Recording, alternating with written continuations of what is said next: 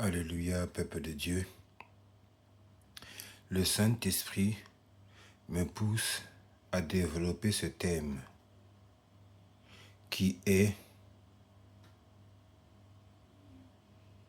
marcher avec crainte devant le Seigneur. La parole déclare, la crainte de l'Éternel, c'est le commencement de la sagesse. Or, la crainte, c'est de ne pas se conformer au siècle présent. Or, le siècle présent, c'est la convoitise des yeux, l'orgueil de la vie, la convoitise de la chair. La parole nous dit, dans le livre de 1 Jean, chapitre 1, versets 12 à 15.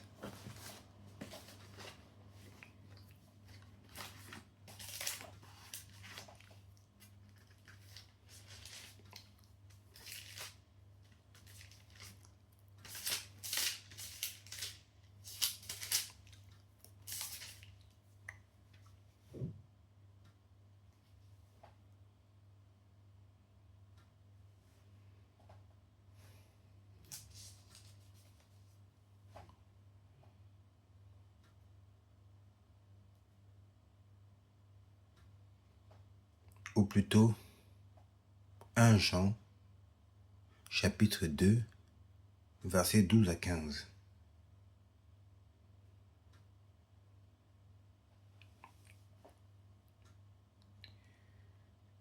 Je lis, « Je vous écris, petits enfants, parce que vos péchés vous sont pardonnés à cause de son nom. Je vous écris, Père, parce que vous avez connu celui qui est dès le commencement. Je vous écris, jeunes gens, parce que vous avez vaincu le malin. Je vous écris, petits enfants, parce que vous avez connu le Père. Je vous écris, Père, parce que vous avez connu celui qui est dès le commencement. Je vous ai écrit, jeunes gens, parce que vous êtes forts et que la parole de Dieu demeure en vous et que vous avez vaincu le malin. » Verset 15. « N'aimez point le monde, ni les choses qui sont dans le monde. Si quelqu'un aime le monde, l'amour du Père n'est point en lui. » Verset 16. « Car tout ce qui est dans le monde, la convoitise de la chair, la convoitise des yeux, l'orgueil de la vie, ne vient point du Père, mais vient du monde. »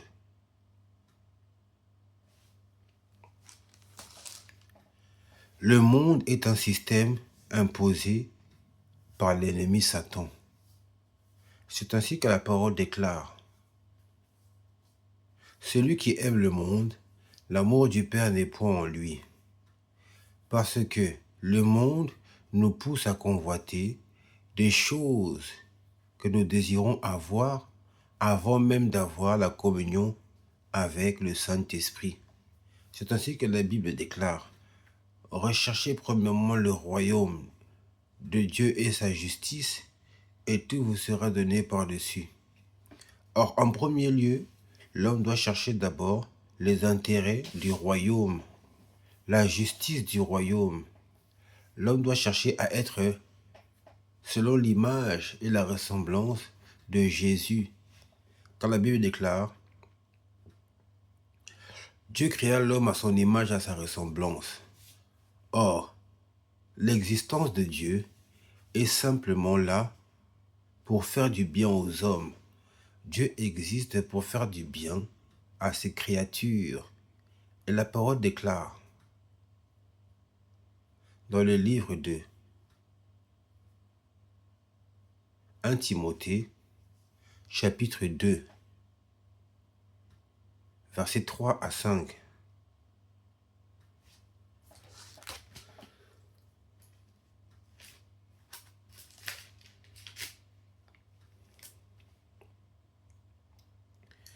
Je lis, « Cela est agréable devant Dieu notre Sauveur, qui veut que tous les hommes soient sauvés et parviennent à la connaissance de la vérité. Verset 5. Car il y a un seul Dieu et aussi un seul médiateur entre Dieu et les hommes, Jésus-Christ homme.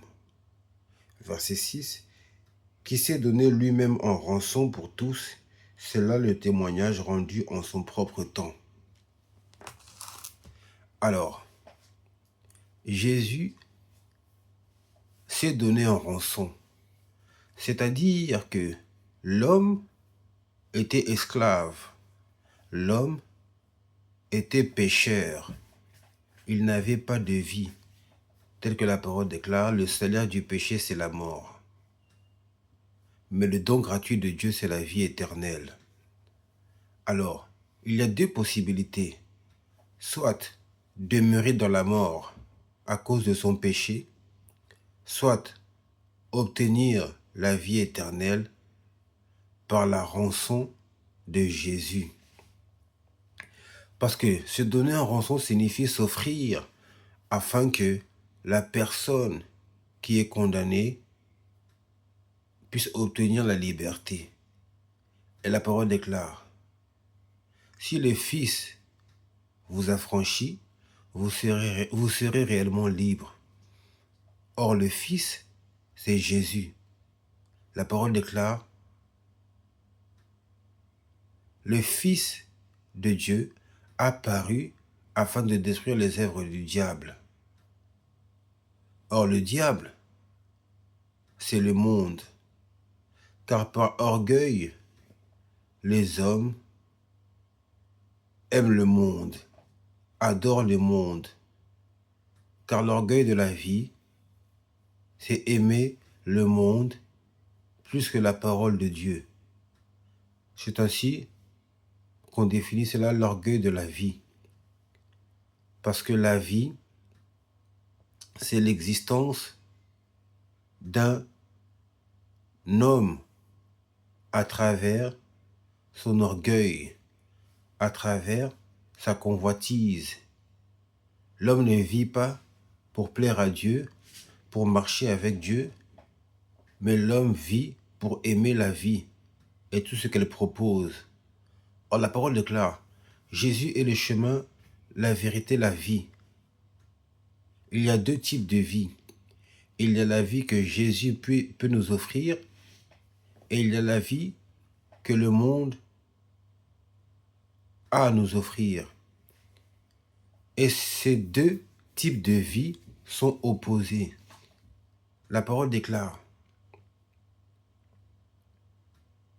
si quelqu'un veut aimer la vie et prolonger ses jours,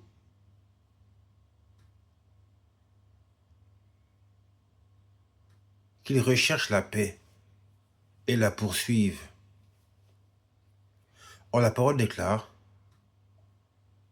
recherchez la paix avec tous et la sanctification sans laquelle personne ne verra Dieu. Or, la paix signifie être en paix avec Dieu avant d'être en paix avec son prochain. Or, la paix, c'est de ne pas avoir de conflit dans son cœur. Être libre de toute convoitise, de tout orgueil du monde. Car l'orgueil n'amène pas la paix. Une personne orgueilleuse aura toujours le cœur tourné vers les choses du monde afin d'obtenir ce que son cœur désire. Car un orgueilleux ne désire pas la présence de Dieu, mais un orgueilleux désire les choses du monde. Pourquoi? Parce que l'homme regarde à ce qui frappe aux yeux, tandis que l'Éternel regarde au cœur. Or, ce que Dieu chérit, c'est le cœur de l'homme, tandis que ce que l'homme chérit, c'est ce qu'il voit de ses yeux. Il y a deux volontés. La volonté de Dieu, qui est que l'homme puisse se détourner du mal et faire le bien, et la volonté de l'homme, qui est de convoiter et de désirer les choses du monde. les choses que Dieu a créées avant même d'aimer le créateur de ces choses. Or, la parole déclare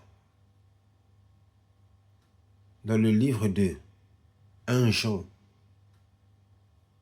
chapitre 2,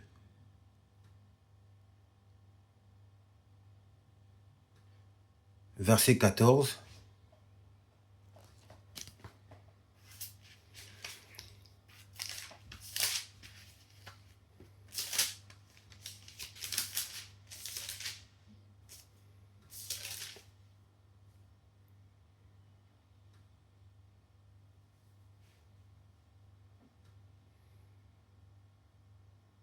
verset 15, « N'aimez point le monde, ni les choses qui sont dans le monde.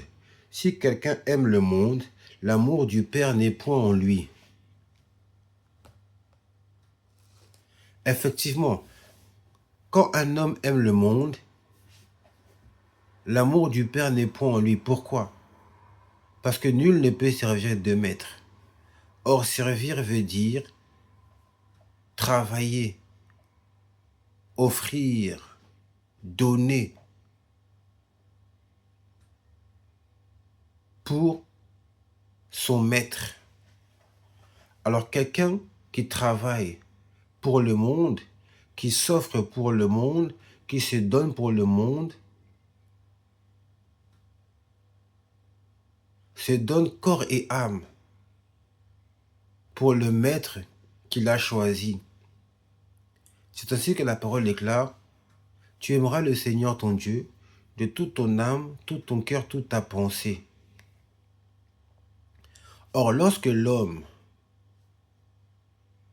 adore le monde et tout ce qui s'y trouve, il n'a pas de place pour adorer Dieu. Car la parole déclare, « Voici les adorateurs que le Père recherche, ceux qui l'adoreront en esprit et en vérité. » Adorer le Père, c'est l'adorer en esprit et en vérité. Être en communion avec lui par l'esprit, par la volonté, par le désir. C'est ainsi qu'il a dit que recherchez premièrement le royaume et la justice de Dieu, et tout vous sera donné par-dessus. Quand une personne recherche d'abord les intérêts de Dieu, les intérêts du royaume, Dieu lui donne ce qu'il a besoin par la suite. Mais lorsque l'homme cherche en premier à satisfaire sa convoitise, son orgueil, il est impossible que Dieu puisse lui accorder la vie éternelle. Pourquoi? Parce que l'homme est esclave de ce qu'il désire, de ce qu'il souhaite.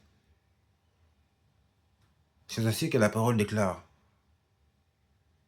Celui qui emprunte est esclave de celui qui prête. Or, celui qui emprunte, c'est celui qui a les yeux tournés vers les choses du monde, vers les œuvres du monde.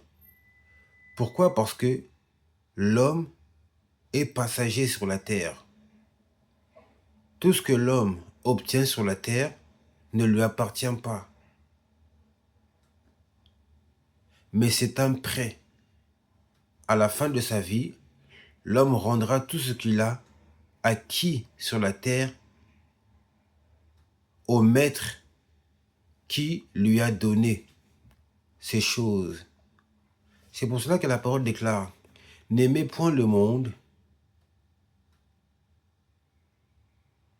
et tout ce qui s'y trouve, car l'amour du monde ne vient point du Père. »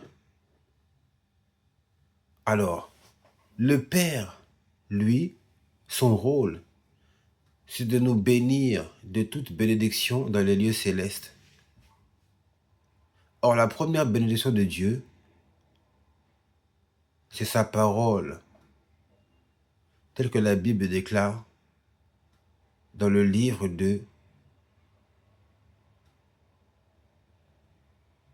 Jacques, chapitre 2, versets 4 à 6.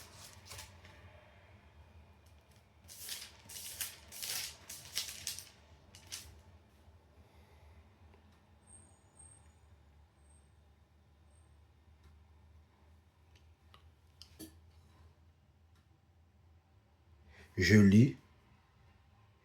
Ne faites-vous pas en vous-même une distinction et ne jugez-vous pas sous l'inspiration des pensées mauvaises. Écoutez mes frères bien-aimés, Dieu n'a-t-il pas choisi les pauvres aux yeux du monde pour qu'ils soient riches en la foi et héritiers du royaume qu'il a promis à ceux qui l'aiment? Et vous, vous avilissez le pauvre. Ne sont-ce pas les riches qui vous oppriment et qui vous traitent devant les tribunaux? Verset 7. Ne sont-ce pas ceux qui outragent le beau nom que vous portez? Verset 8. Si vous accomplissez la loi royale, selon qu'il est écrit, selon l'Écriture, tu aimeras ton prochain comme toi-même, vous faites bien.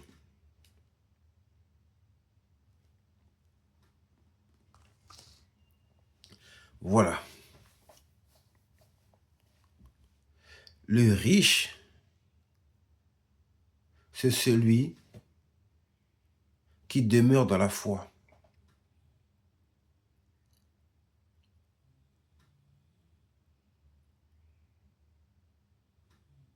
Je prends Jacques 2, verset 5.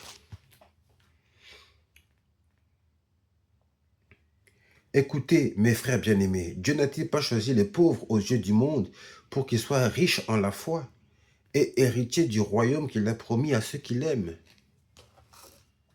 Donc ceux qui aiment Dieu, ceux qui ont la foi en Jésus-Christ, sont les riches, les véritables riches. Car la parole déclare, recherchez premièrement le royaume et la justice de Dieu, et tout vous sera donné par-dessus. Or, le royaume ne consiste pas seulement dans le manger et le boire, mais dans la paix et la joie par le Saint-Esprit. Quelqu'un qui a le Saint-Esprit est une personne riche, car le Saint-Esprit va lui accorder tout ce dont il a besoin. C'est ainsi que la Bible déclare, ne vous inquiétez de rien. En toute chose, faites connaître vos besoins à Dieu par des supplications et des prières avec action de grâce. Quelqu'un qui a le Saint-Esprit ne s'inquiète pas des choses du monde. Mais quelqu'un qui est poussé par le Saint-Esprit parle de la part de Dieu. Car la parole déclare, c'est poussé par le Saint-Esprit que les hommes ont parlé de la part de Dieu. Or, parler de la part de Dieu signifie parler comme le Saint-Esprit parle. Or, le Saint-Esprit ne s'affectionne pas aux choses du monde. Car il a dit, l'amour du monde est inimitié devant Dieu. Celui qui aime le monde, l'amour du Père n'est point en lui. Alors, quand une personne aime le monde, l'amour de Dieu n'est point en lui. Parce que Dieu a dit, n'aimez point le monde et tout ce qui s'y trouve. Or, le monde, c'est la convoitise des yeux, la convoitise de la chair, l'orgueil de la vie. C'est ainsi que la Bible déclare, dans le livre de 1 Thessaloniciens, chapitre 3, versets 12 à 15.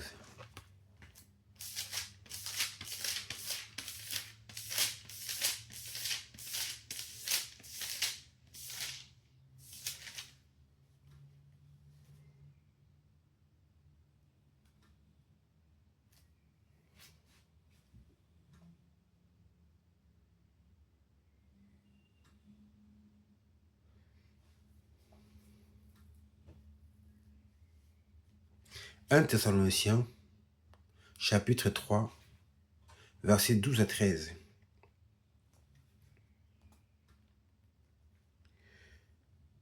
Que le Seigneur augmente de plus en plus parmi vous et à l'égard de tous cette charité que nous avons nous-mêmes pour vous, afin d'affermir vos cœurs pour qu'ils soient irréprochables dans la sainteté devant Dieu notre Père, lors de l'avènement de notre Seigneur Jésus avec tous ses saints.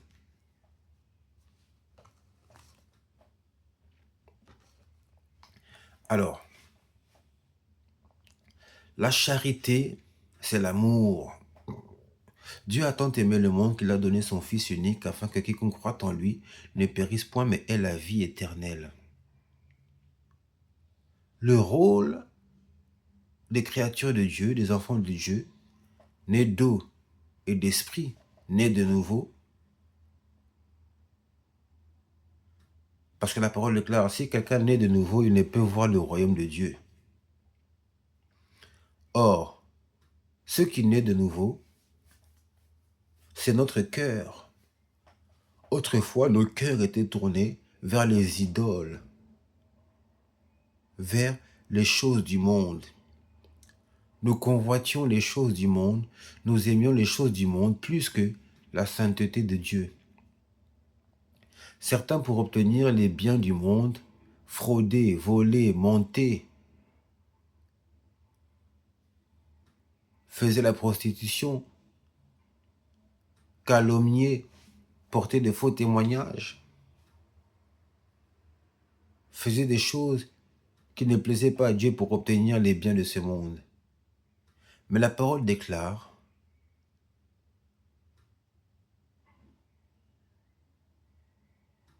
dans le verset 13 de 1 Thessaloniciens chapitre 3,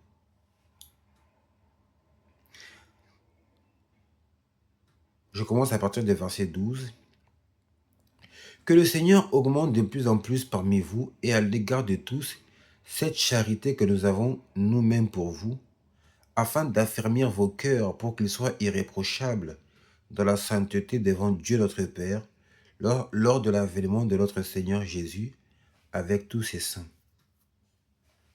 Alors le but de Jésus, le rôle de Jésus, l'objectif de Jésus, c'est d'affermir nos cœurs. Parce que ce sont nos cœurs qui convoitent. La parole déclare, n'aimez point le monde et tout ce qui s'y trouve. Or, l'amour du monde provient premièrement du cœur. Car c'est du dedans du cœur que sortent les mauvaises pensées. C'est dans le cœur qu'il y a les désirs et les convoitises du monde. C'est ainsi que la parole déclare, Dieu frappe à la porte. Celui qui entend sa voix et ouvre, il entrera, il soupera avec lui, et lui avec, il entrera et soupera avec lui. Alors, la porte en réalité, c'est le cœur de l'homme. Dieu frappe à la porte parce qu'il veut entrer. C'est-à-dire, il veut commencer à diriger ton cœur. Car la Bible déclare, l'amour du monde est inimitié devant Dieu. Toute personne qui est encore dans le monde ne peut pas aimer Dieu. Car il a dit, n'aimez point le monde et tout ce qui s'y trouve. Or, le monde, c'est la convoitise des yeux, l'orgueil de la vie, la convoitise de la chair. Toute personne qui convoite les choses du monde, Dieu n'est pas en lui. Parce que l'amour du monde vient du monde.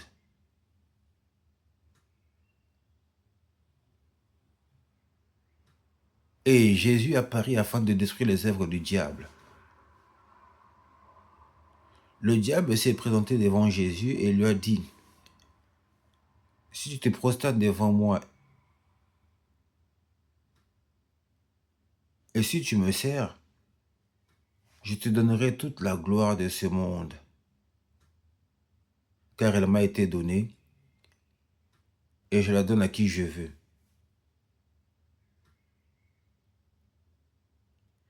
Alors, la gloire, c'est l'élévation selon le temps du diable. La gloire, c'est les richesses, c'est l'orgueil, c'est le règne selon le plan du diable. Dieu a dit, recherchez premièrement le royaume de Dieu et sa justice et tout vous sera donné par-dessus. Or, quand on dit rechercher premièrement le royaume de Dieu, c'est rechercher premièrement le règne de Dieu. C'est ainsi que la parole déclare, dans la prière de notre Père qui est aux cieux, que ton nom soit sanctifié, que ton règne vienne, que ta volonté soit faite sur la terre comme au ciel. La prière que l'enfant de Dieu doit faire chaque jour, c'est de demander le règne de Dieu et sa volonté. Car la parole déclare, vos voix ne sont pas mes voix. L'homme regarde à ceux qui frappent aux yeux, tandis que l'Éternel regarde au cœur. Or, les voix de l'homme, c'est par rapport à ce qu'il voit de ses yeux.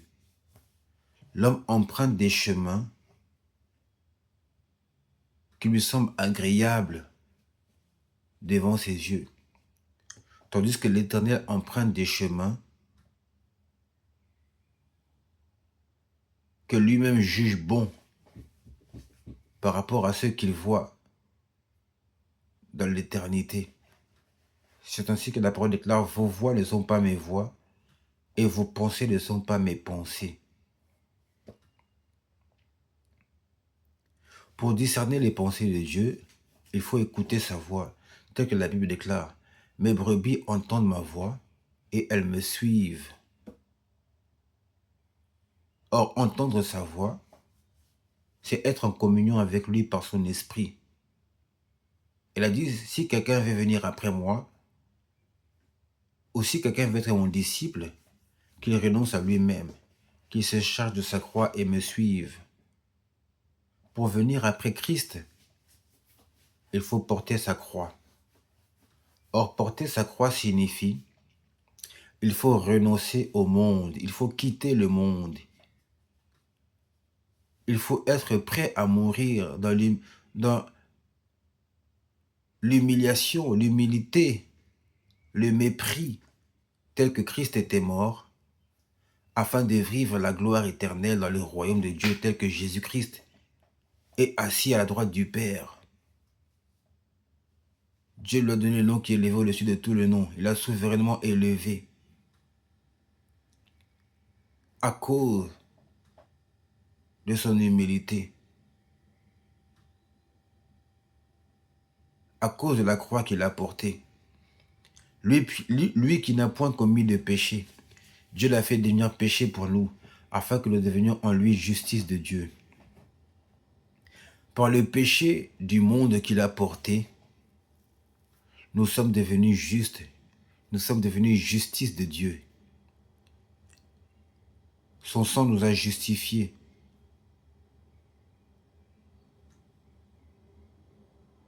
Car sans effusion de sang, il n'y a point de pardon des péchés. Le sang de Jésus-Christ a coulé afin que nous puissions être pardonnés de nos péchés. C'est ainsi que la parole déclare. La crainte de l'Éternel, c'est le commencement de la sagesse. Or, craindre Dieu, c'est se détourner du monde et marcher selon les voies de l'Éternel. Or, l'Éternel a dit, recherchez premièrement le royaume des cieux, le royaume et la justice de Dieu, et tout vous sera donné par-dessus. Or, le royaume ne consiste pas seulement dans le manger et le boire, mais dans la paix et la joie par le Saint-Esprit. Or, le manger et le boire, ce sont les bénédictions matérielles, physiques, mais la paix et la joie par le Saint-Esprit, ce sont des bénédictions spirituelles. Il a dit, offrez, je vous exhorte par les compassions de Christ, de Dieu, à offrir vos corps comme un sacrifice vivant, saint et agréable à Dieu, ce qui sera de votre part un culte raisonnable. Aimer Dieu, c'est offrir son corps en sacrifice vivant, saint et agréable.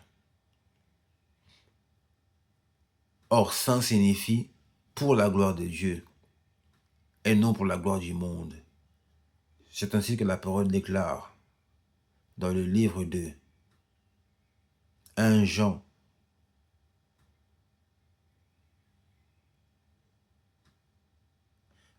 chapitre 3, verset 15.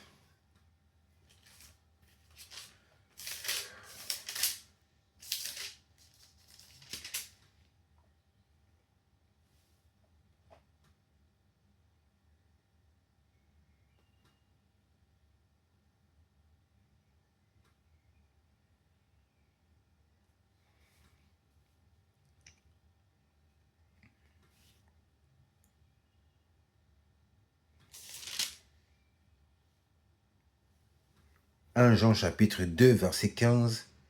N'aimez point le monde, ni les choses qui sont dans le monde. Si quelqu'un aime le monde, l'amour du Père n'est point en lui.